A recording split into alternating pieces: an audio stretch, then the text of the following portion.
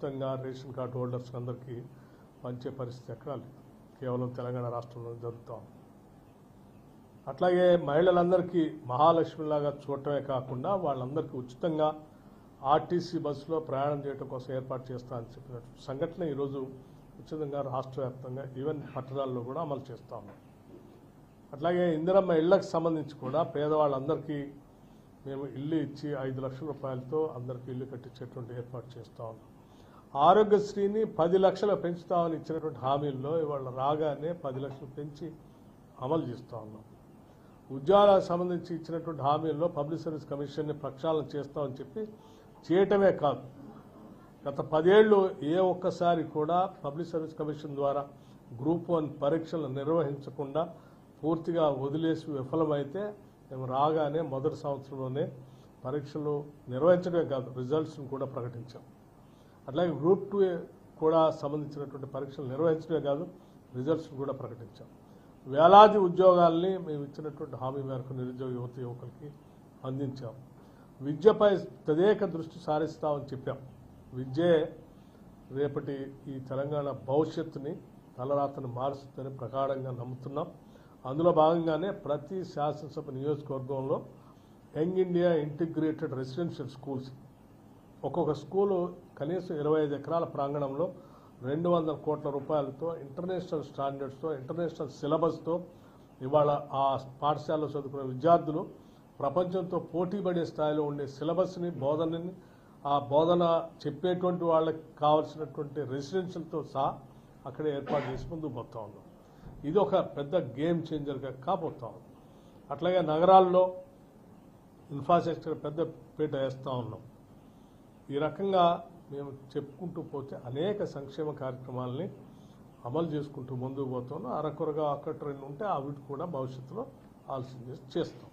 ఉన్న 2 మున్సిపాలిటీస్ ఉన్నాయి రాష్ట్రంలో, మనుగురుతో పాటు ఇంకోటి కూడా ఉంది. వాటిపైన ఒక నిర్ణయం అంటే లీగల్ ఇష్యూస్ పెండింగ్ ఉన్నాయి, దానివల్ల అది లా డిపార్ట్మెంట్ చూసుకుంటుంది.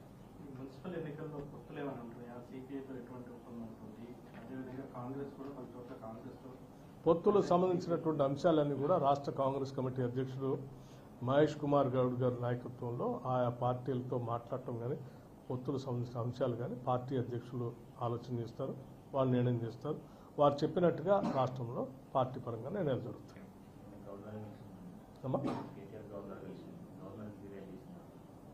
దానికి సంబంధించి ఇప్పటికే నేను చాలా స్పష్టత ఇచ్చేసాను, క్లారిటీతో సహా చెప్పాను. ఇంకా వాళ్ళు అందులో తిరుగుతా అంటే వాళ్ళ కారణం. నెక్స్ట్ అంటే మొన్న మీరు తమకుమారెడ్డి ఒకే కారులో వెళ్ళడం అనేది రాష్ట్రంలో ఒక సంచలనం జరిగింది. అది ప్రజాభవన్కి వెళ్ళడం, దీన్ని ఎలా చూడాలి? పని లేనటువంటి వాళ్ళు పిచ్చిరాతలు రాస్తూ పిచ్చి భ్రమను సృష్టించడం కోసం మీడియాలో ఒక ప్రయత్నం చేస్తూ ఉన్నారు. రాజ్భవన్ నుంచి లోక్ భవన్ నుంచి ఐటీ తర్వాత మంత్రులు నాతో మా మంత్రులే కదా, ఉప ముఖ్యమంత్రితో ప్రయాణం చేయకపోతే అది చూపించిన ఆయన రాజకీయ ఆయనతో ప్రయాణం చేస్తారు వాళ్ళు. అయినా రాష్ట్రంలో ఈరోజు పరిపాలన సంబంధించినటువంటి అంశాలపైన అట్లాగే మున్సిపల్ ఎన్నికలకు సంబంధించిన అనేక అంశాలపైన ఈరోజు ఇక్కడ ఏదైనా సమస్య ఉత్పన్నం అయితే తప్పనిసరిగా ముఖ్యమంత్రి గారు ఊళ్ళో లేరు కాబట్టి, దేశంలో లేరు కాబట్టి వారు నాకు కొన్ని సూచనలు చేస్తారు. ఆ సూచనల్ని మిగతా మంత్రులకి ఆ డైరెక్షన్లో వాళ్ళకైనా ఆలోచనలు ఉంటే నాతో పంచుకున్నప్పుడు వాళ్ళకి ఆ డైరెక్షన్ ఇచ్చి ఆ రకంగా పాలనాపరమైనటువంటి ఆలోచనలు చేయడం కోసం మంత్రులు ఉప ముఖ్యమంత్రి కలుస్తూ ఉంటారు. ఆ కలిసింది కూడా ప్రజాభవన్. నన్ను కలకపోతే వాళ్ళని కలుస్తారా? ఎవరు కలుస్తారు? పిచ్చి రాతలు, పిచ్చి భ్రమలు, ఆ భ్రమల్లో ఉండొద్దని వాళ్ళందరూ చెప్తారు. ఈ రాష్ట్రంలో ముఖ్యమంత్రి కానీ ఉప ముఖ్యమంత్రి కానీ మంత్రులు కానీ ఒక ఉమ్మడి కుటుంబంలాగా మా అందరి లక్ష్యం ఒకటే, ఈ రాష్ట్ర అభివృద్ధి సంక్షేమం. ఆ దిశలోనే మా సంకల్పం కూడా. ఒక ఉమ్మడి కుటుంబంలాగా క్యాబినెట్ మొత్తం కలిసి ఎటువంటి అరమరికలు లేకుండా ప్రజల సంక్షేమం మా తదేక దృష్టితో మేము ముందు పోతున్నాం. దాంట్లో రెండో ఆలోచన ఉండదు. పరిపరి రకాలుగా ఆలోచన చేయటం వాళ్ళ దురదృష్టం. ముఖ్యమంత్రి లేని సమయంలో జరిగింది కాబట్టి అనేది ఒక చర్చ. ముఖ్యమంత్రి గారు లేరు కాబట్టే నన్ను కలిశారు. ముఖ్యమంత్రి గారు ఉంటే అక్కడికే వెళ్ళి మేమందరం అక్కడికి వెళ్ళి ముఖ్యమంత్రి గారు అక్కడి నుంచి ఎప్పుడు నిరంతరం నాతో మాట్లాడుతూనే ఉన్నారు. ఏ మున్సిపల్ ఎన్నికలకు సంబంధించి ఏం చేయాలి, ఎట్లా చేయాలి, ఎక్కడైనా సమస్య ఉత్పన్నమైనప్పుడు ఆ ఏరియా సంబంధించినటువంటి ఇన్ఛార్జ్ మంత్రులుగా అక్కడ స్థానిక ఏదైనా సమస్యలు ఉత్పన్నం అయితే నా దృష్టికి తీసుకుని వస్తే నేను ముఖ్యమంత్రి గారు మాట్లాడి దానికి కావాల్సినటువంటి డైరెక్షన్ కూడా ఇచ్చే ఏర్పాటు చేస్తూ ఉంటాం. ఇటువంటివన్నీ మీరు మీలాగానే మేమందరం ఉన్నామని మీరు ఊహించుకుంటే తప్పదు. మేమంతా చాలా సమిష్టిగా రాష్ట్ర భవిష్యత్తే మా అందరి ఆలోచన. పంచాయతీ ఎన్నికల్లో కూడా ఆశించిన ఫలితాలు వచ్చాయని కూడా బీఆర్ఎస్ అంటుంది. పల్లె ప్రాంత గ్రామీణ ప్రాంత ప్రజలు కూడా బీఆర్ఎస్ ని ఆదరించారు. మున్సిపల్ ఎన్నికల్లో కూడా ఖచ్చితంగా పట్టణ ప్రాంత ప్రజలు కూడా ఖచ్చితంగా బీఆర్ఎస్ ని ఆదరిస్తారన్నది. దీనికంటే ముందు స్థానిక సంస్థల ఎన్నికల్లో ఏ రకంగా అయితే ప్రజలు కాంగ్రెస్ ప్రభుత్వాన్ని పార్టీని ఆస్వాదించారో అట్లాగే ఈ మున్సిపాలిటీస్ జరుగుతున్న ఎన్నికల్లో కూడా తప్పనిసరిగా పెద్ద ఎత్తున కాంగ్రెస్ ప్రభుత్వాన్ని ఆశీర్వదిస్తారు. మేమే అత్యధిక స్థానాలు కూడా గెలుస్తాం. తద్వారా అభివృద్ధిని ఇంకా తదేకమైనటువంటి దృష్టితో ముందుకు తీసుకుని పోయే సంకల్పంతో ముందుకెళ్తాం.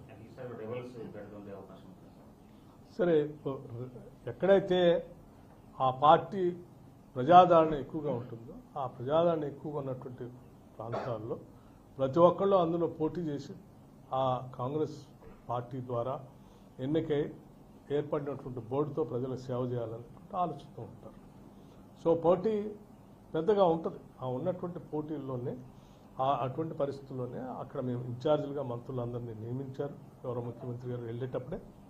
అట్లాగే ఆ మంత్రులంతా కూడా ఎక్కడ వాళ్ళు అక్కడ సమన్వయం చేసుకొని అక్కడ ఉన్నటువంటి పోటీల్లో పోటీ చేయడానికి ముందుకు వచ్చేటువంటి వాళ్ళందరిలో వడపోసి గెలుపుకు అవకాశం ఉన్నటువంటి వాళ్ళని మంత్రులు, అక్కడ ఉన్నటువంటి జిల్లా కాంగ్రెస్ కమిటీ అధ్యక్షులు, స్థానిక శాసనసభ్యులు సమిష్టిగా నిర్ణయం తీసుకుంటున్నారు.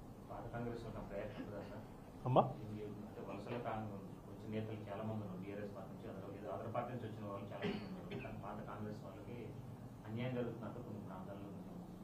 ఇప్పుడు ఉన్నటువంటి పార్టీ ప్రభుత్వం అందరినీ కలుపుకొని సమిష్టిగా ముందుకు తీసుకొని పోయేటువంటి ఆలోచిస్తాం.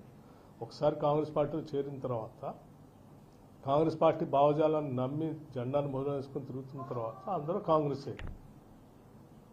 సాధ్యమైనంత వరకు ప్రతి నిబద్ధతతో పనిచేసే ప్రతి నాయకుడికి నాయకత్వం న్యాయం చేయడం కోసం ప్రయత్నం చేస్తుంది. నా ప్రశ్న ఒకటి మిగిలిపోయింది. దాంట్లో మీరు కలిసిన సందర్భంలో అందరూ ఒకే జిల్లాకు సంబంధించిన వాళ్ళు వచ్చారు, కలిశారు. దీంట్లో మీరు ఏమి చర్చించారనేది ఒకే జిల్లాకు సంబంధించిన సమస్య అక్కడే కదా. ఒకే జిల్లా అంటే మాకు అక్కడ కరీంనగర్ ఉమ్మడి జిల్లాకు సంబంధించినటువంటి అక్కడేదో ఒక అంశం ఉంది. అక్కడ ఎన్నికల్లో ఆ మున్సిపాలిటీస్లో ఏ రకమైనటువంటి డైరెక్షన్ తీసుకోవాలనేటువంటి అక్కడ ఉన్న ఆ ప్రాంతానికి నిజామాబాద్ పరిసర ప్రాంతం పార్లమెంట్ నియోజకవర్గంలో ఉన్న మున్సిపాలిటీస్ అట్లాగే ఉమ్మడి